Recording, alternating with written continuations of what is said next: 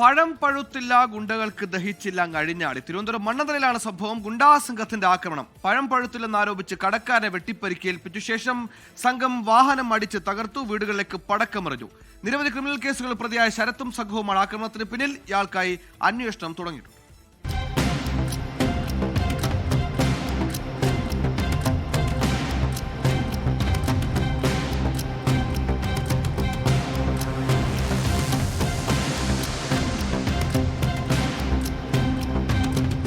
തിരുവനന്തപുരം മണ്ണന്തല അമ്പഴങ്ങോട്ടാണ് ഗുണ്ടാ സംഘം ആക്രമണം അഴിച്ചുവിട്ടത്.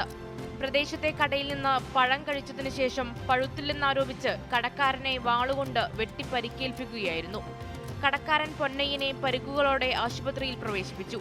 പിന്നാലെ സംഘം പ്രദേശത്തെ വീടുകളിൽ പടക്കമെറിയുകയും വാഹനങ്ങൾ അടിച്ചു തകർക്കുകയും ചെയ്തു. നിർത്തിയിട്ടിരുന്ന 3 ഓട്ടോകളും 2 കാറുകളും ഇരുചക്രവാഹനവുമാണ് തകർത്തത്.